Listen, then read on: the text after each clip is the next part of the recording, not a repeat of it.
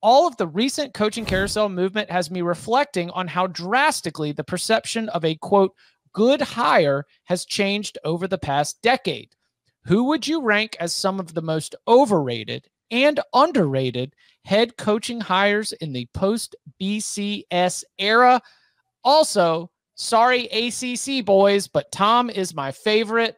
Go Blue. The women love me. Andrea loves Tom. All right, so when I sent this along in the rundown, I said the CFP era, post BCS seemed a little clunky, but you get what I'm saying. We're talking like post 2014, that the new era that we have just closed the book on with the 14 playoff. Overrated and underrated coaching hires from that time.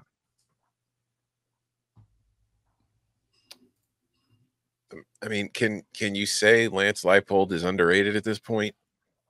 This was what was difficult about answering this question for me, is that I feel like we're smart.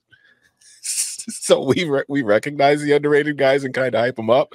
So I don't know. It's hard for me to figure out who's underrated, because it's like you can't say Kalen DeBoer is underrated. He got Washington to the playoff and now he's the head coach at Alabama. But had Washington not made the playoff this year and finished like 10-2, we'd probably be saying he was underrated. So I don't know. All right, so I'll start with one. I like guys who did a lot better than I thought they would do. So you're doing the under. See, because I think overrated's easy. Yes. Yeah, agreed. Okay. Jimbo Fisher. Everybody comes in with a ton of hype if you get hired by a major program. Right. Because if you get hired by a major program, you at least need to have some qualifications that make you, like, people can dream on and believe in order to get through the interview process, because you got to sell it to your boosters. And then if it doesn't work out, how about Scott Loeffler? At Bowling Green? This guy ain't done a damn thing. Like, he just I coached Tom Brady. It was like, cool. Like, I think a lot of us could look pretty good coaching Tom Brady. They've gone to multiple bowl games. I thought that would be a disaster there. And it's not. And that's a really hard job. So I'll start out kind of small school. And, Chris Kleiman at Kansas State. Kansas State fans were angry about that hire when it first happened. There's part of it is, well, they got to replace Bill Snyder, so there's not going to be anybody that's fully happy. But they did not like that coming from North Dakota State. They didn't think it was going to work, and I think Chris Kleiman has kind of built on what Bill Snyder had started. So I think that's a very underrated hire. I got another one. I actually got a bet with Tom on this, a show bet from like 2 years ago. We bet would Josh Heupel or Shane Beamer make it past year 6, I believe, and I took no on both. And Josh Heupel's underrated.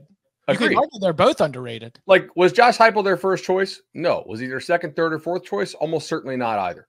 But they seem to have done a really good job surrounding him with stuff and letting him cook in the ways he can cook. And I think he's done a nice job there. So it's a good example, I think, of you need more than just a head coach. You need program support and alignment. But also, Heupel has done a better job recruiting there, I think, relative to expectations than what he did at UCF. So, we wondered. We didn't necessarily predict, but we wondered if Josh Heupel was just going to be a caretaker who was going to field an explosive offense that could sell tickets while Tennessee wandered through the wilderness with NCAA issues. And instead, he's delivered their first 11-win season since 2001. He's gotten them up, competing for championships, snapping losing streaks to Florida, snapping losing streaks to Alabama, being able to beat LSU. This is not a caretaker. This is a fighter pilot who has rebuilt Tennessee in his image and has upgraded the recruiting operation. Extremely underrated. It happened late in the cycle amidst scandal, but I think that we're going to go back and we're going to be looking on the Heupel hire as a fantastic one. I had Chris Kleiman as well for underrated. I had Jonathan Smith at Oregon State underrated, and probably, hopefully if you're a Michigan State fan, underrated hire there that could be really good. I think we all like it though. I had somebody that fits both because we do have the playoff era. Scott Frost, underrated at UCF, overrated at Nebraska. Yeah. See, I've got a coach a little bit too soon. I've got a coach who spans almost the entire daggum playoff era as one to bring up, and that's Pat Narduzzi at Pitt. Yes. Hired in 2015 And he has not had a single, until 2023, until this year, he had not had a single straight up clunker. This year was a clunker. But until then, you're talking about a coach who was routinely turning in 7-8 win seasons and having a program that is built in his identity, can withstand producing pros, can withstand a lot of roster churn. So, yeah, I think Pat Narduzzi maybe a little bit underrated in terms of the hire. I've got one that's been underrated at 2 schools. Mark Stoops, both by Kentucky and Texas A&M. They underrated that hire. What? You think Kentucky underrated him when he was hired? I thought they were pretty happy to have him. No, I just wanted to make that joke about Okay, Texas. Sorry. Trying to think of other guys who fans were just like, and then he ended up being pretty good. You know, Ryan in the chat had Mike Elko for BK for Brian Kelly, who I agree with. At DC. That worked out extremely well. You know what's not working out well is Dave Aranda. Did we say that one yet? He did take him to a BC or to a New Year's Six game, A Sugar Bowl, but I had Holgerson. Holgerson is overrated. oh, when he left West Virginia for Houston. Yeah. Yeah. Mm-hmm. Yeah. Because we thought he was like getting out ahead of a West Virginia fan base that had unrealistic expectations in the Big 12. Yeah, I would agree with that one.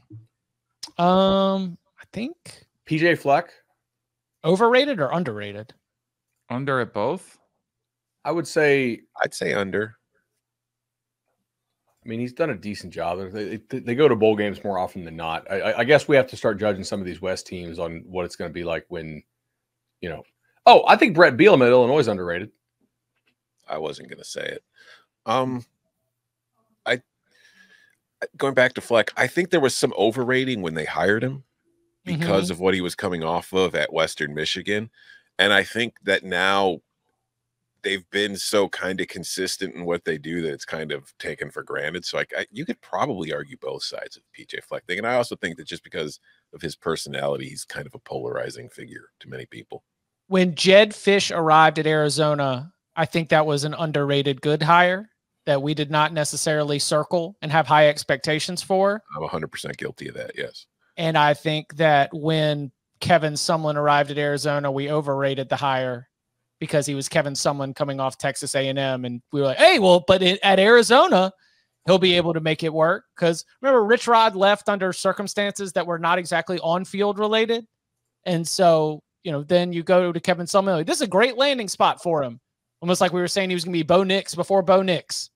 But obviously that was not the case. Tyron Fetterman with a great call in the chat that I didn't think about for somebody who was overrated. Willie Taggart at both Oregon and Florida State. Yep. Yeah. Came in like 8 grades. This is a great hire. Maybe it would have worked at Oregon. It certainly didn't work at Florida State.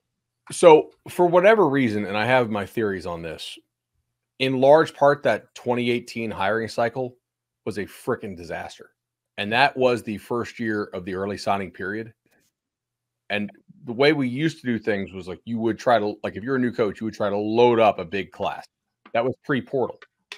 Now we have portal and almost no new coach wants to take a big class of high schoolers, unless like, you know, a DeBoer type thing where, you know, you're inheriting a whole lot of guys who are really good.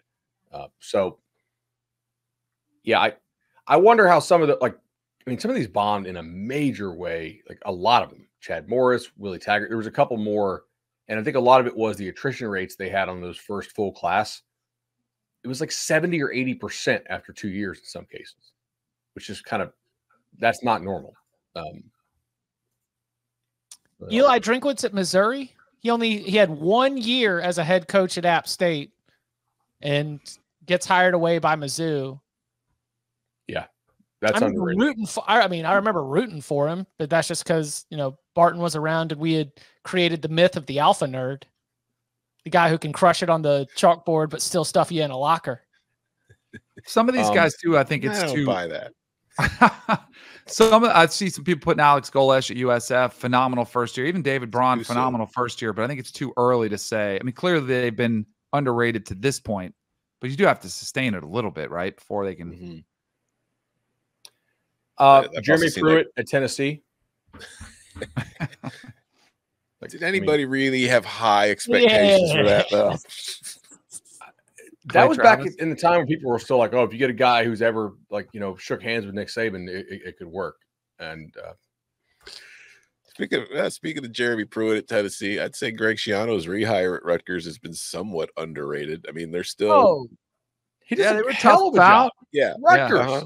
But I loved that hire from the start. But I think by and large, people just heard the name Greg Schiano and was like, "What the hell are they doing?" And I think they haven't show. Not on this show, but I'm saying just in general, the college football populace.